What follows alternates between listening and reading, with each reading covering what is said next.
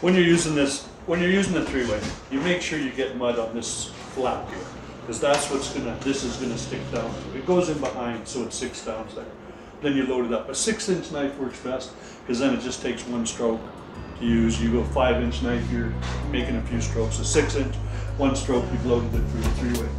You pop them in, and these guys are saving themselves a day's labor just on this house alone, using the three-way. Drywall joints just filled with mud crack. That's why we put on tape and mud into each joint.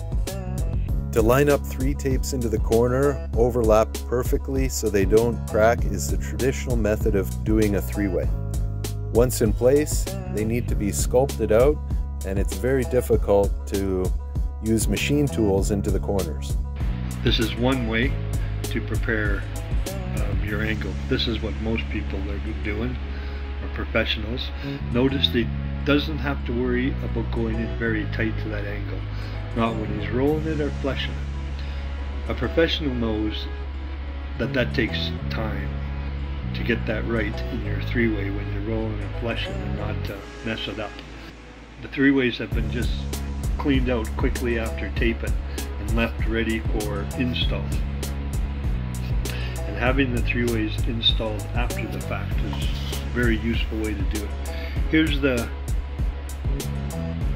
demonstration of the thickness of the mud you need. The consistency here is similar to that of taping. You want it thin enough that you can just take your 6-inch knife and with 3 strokes you spread out what you need to install your three-way. It's even, so you don't have lumpy base you're putting your three-way on. It's light enough that it will squeeze out and settle in nice. It's moist enough to help with the bonding. Here's that three-way being thrown in after the tapes have had time to dry and set up. I really like this way of doing it. After that, you can see Dominic here. You just have to skim in that edge as you're going along, and that is way faster than digging deep into that three-way.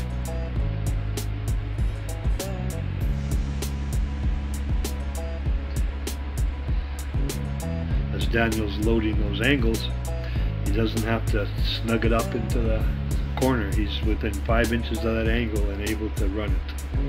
It's a much quicker way to set the machine, to set your head to move down the wall.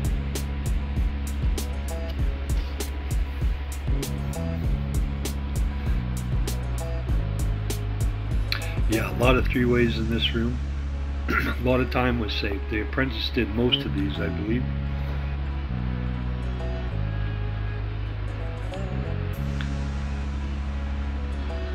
But especially these days with the bulkheads they pile on for you in subdivisions, three-ways really help save time. And they help save a lot of money when you have an apprentice that gets good enough to be able to run around and get all those done for you. Here's a 6-inch knife. Just laying that out there in 3 strokes and popping that three-way in there. That takes about 45 seconds.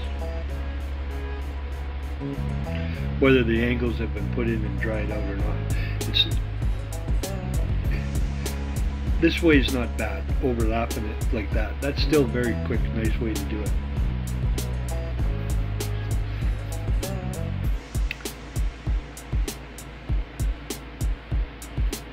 Every stage it creates such a quick clean out, whether you're just doing your angles for the first time and you're taping, or whether you're pulling your angles second time to polish them up.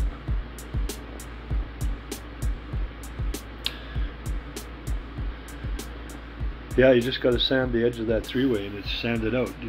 It's not near the work of digging in and shaping it with your knife or anything.